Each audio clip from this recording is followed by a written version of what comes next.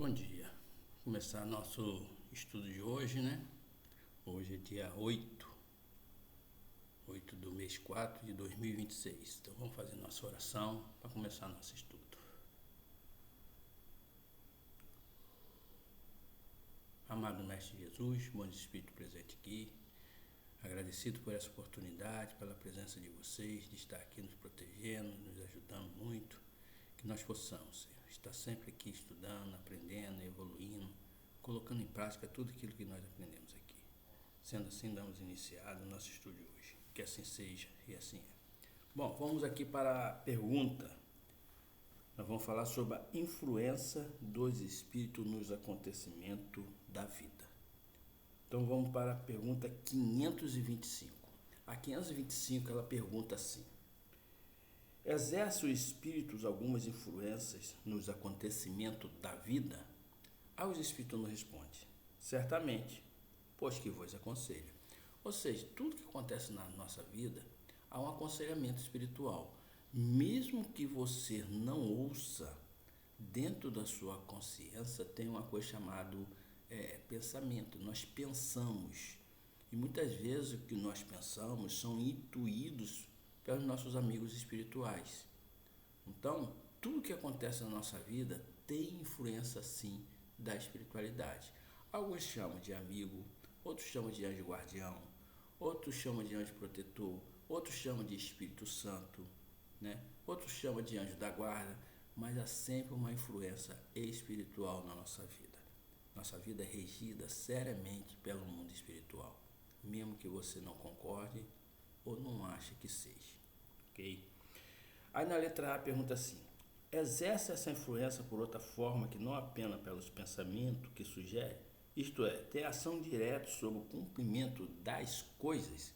Ele responde: sim, mas nunca atuam fora da lei da natureza, né? Então, quando ele quer falar que nunca atua fora da lei da natureza, que ele não vai pegar, por exemplo, você está com uma dificuldade financeira, né? Ele não vai pegar e vai chegar assim: toma aqui um dinheiro aqui, eu vou te dar. Não, mas ele vai te arrumar pensamentos que vai te levar à solução daquele problema, né? Às vezes é um amigo que vai te aparecer e vai te oferecer esse dinheiro. Às vezes é um dinheiro na justiça que estava há muito tempo preso e de repente sai esse dinheiro, né? Às vezes você pode acertar numa loteria, né? A solução vai vir, porque eles vão dar jeito de chegar a essa solução a você, se você tiver merecimento. Também não é assim: estou com problema. Não, não é assim, vai depender. Se é aquele problema, você tem que ser solucionado ou não. Se não tiver que ser solucionado daquele jeito, eles vão arrumar um jeito de fazer, né, que seja seu. O que é seu vai chegar a você. A verdade é essa, né? E se não chegar a você, é porque não é seu.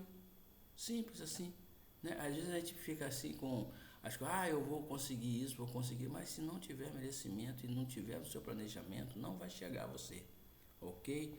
Então ele continua assim ainda: imaginamos erradamente que aos espíritos só caiba manifestar sua ação por fenômenos extraordinários. Quiséramos que nos viesse auxiliar por meios de milagres e nos figuramos sempre armados de uma varinha mágica. Por não ser assim, é que oculto nos parece a intervenção que tem nas coisas deste mundo e muito natural que se executa com o concurso deles. Aí ele ainda responde assim: assim é que, provocando, por exemplo, o encontro de duas pessoas que suporão encontrar-se por acaso, inspirando alguém a ideia de passar por determinado lugar, chamando-lhe a atenção para certo ponto, se disso resulta o que tem visto. Eles obram de tal maneira que o homem, crente de que obedece ao impulso próprio, conserva sempre o seu livre-arbítrio. Ou seja, nossa vida é direcionada pelo mundo espiritual mais do que nós imaginamos. Às vezes você precisa falar com alguém que vai te solucionar alguma coisa, você precisa de uma condição financeira. Às vezes você vai encontrar uma pessoa que te deve um dinheiro alto e essa pessoa está te procurando também para te pagar, mas perdeu o seu contato e de repente manda você ir num certo lugar e lá você encontra essa pessoa. Essa pessoa: meu amigo, eu tenho uma dívida com você, calma aí que eu vou pagar você agora. Olha só a solução. Tudo inspirado espiritualmente, gente. Não é ao acaso que acontecem essas coisas, não. Você fala, gente, eu estava com a dificuldade disso ou daquilo outro, de repente é um problema de saúde que você acaba caindo no hospital mal e você não tem plano de saúde, mas chega lá, você encontra um amigo de infância ou encontra alguém que esteja lá, que se lembre de você, que queira ajudar você. Então a espiritualidade trabalha mais do que você pensa, mais do que você pensa, ok? Na 538, na 526, ele pergunta assim: tendo como tem ação sobre matéria, pode os espíritos provocar certos efeitos com o objetivo de que se dê um acontecimento? Por exemplo, um homem tem que morrer, sobe uma escada e a escada se quebra, e ele morre da queda. For o espírito que quebrar a escada para que o destino daquele homem se cumprisse? Aos espíritos se responde: é exato que o espírito é ação sobre a matéria, mas para cumprimento da lei da natureza, não para a derrogar, fazendo que em dado momento ocorra um sucesso inesperado em encontrar aquela lei. No exemplo que figuraste, a escada se quebrou porque se achava podre, ou por não ter bastante forte para suportar o peso de um homem. Se era destino daquele homem perecer de tal maneira, o espírito lhe inspiraria a ideia de subir a escada em questão, que teria de quebrar-se com o seu peso, resultando daí a morte por um efeito natural, e sem que para isso fosse misto a produção de um milagre. Ou seja, gente, se uma pessoa tem que, aqui no exemplo aqui, falecer de uma queda de uma escada, o espírito não vai esperar você subir lá na escada, ele quebrar a escada, não, de maneira alguma. Mas ele sabe que aquela escada está estragada, está podre, e sabe se botar acima de 60 quilos, aquela escada vai quebrar e a pessoa vai cair. E vai quebrar um pescoço, ou vai desencarnar, ou não. Que ele também pode também evitar a morte, né? Mas se há o planejamento daquilo, né? A pessoa vai subir naquela escada e aquela escada vai quebrar. Não porque os espíritos quebrou, mas ele inspirou a pessoa a fazer aquilo. A mesma coisa é você falar assim, nossa, tomou um tiro de uma bala perdida. Primeiro, não existe bala perdida, meu irmão. Ele te inspira muitas vezes a você estar num certo lugar onde vai ter um tiroteio e realmente uma bala que foi dada a Hermes, aquela bala encontrou você, porque você tinha que morrer daquele jeito. Então eles te inspiraram a estar naquele local, naquela hora, naquele momento, porque eles planejam tudo e eles controlam o tempo, eles sabem tudo, porque eles estão à nossa frente, né? Então eles sabem tudo. Então, por exemplo, um atropelamento, você tem que morrer. Você acha que aquelas pessoas que entrou num avião que aconteceu aquele acidente com uma mão assassina foi por acaso?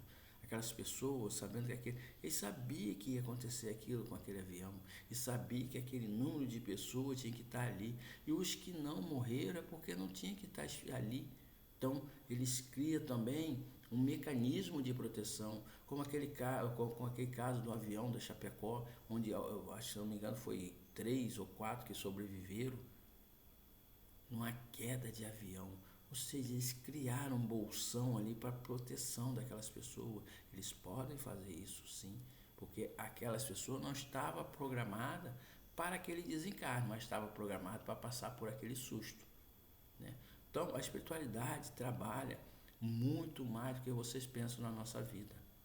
Por isso, nós temos que estar sempre orando, pedindo proteção e pedindo, né, que sempre seja feita a vontade de Deus, não a nossa. Mas se for possível eles desviarem, que seja possível. Nós temos mania de pedir muito, né? E pedir coisas que não estão ao nosso alcance. Há um planejamento na nossa vida espiritual e sempre haverá. Sendo assim, damos como término hoje o nosso estudo, né? Agradecer a espiritualidade por esse estudo e agradecer a presença deles aqui. Amado Mestre Jesus, obrigado por essa equipe espiritual aqui na minha casa, onde me ajuda, me auxilia no meu estudo. Obrigado por esses nossos irmãos desencarnados que vêm aqui conosco estudar, onde muito deles percebe o quão é importante fazer a modificação, fazer a reforma, que só a reforma não é só de nós, encarnados, e sim também nos nossos irmãos desencarnados, que eles também têm a oportunidade de melhorar, de mudar a sua frequência. Muito obrigado. Sendo assim, damos como término nosso estudo de hoje. Que assim seja e assim é.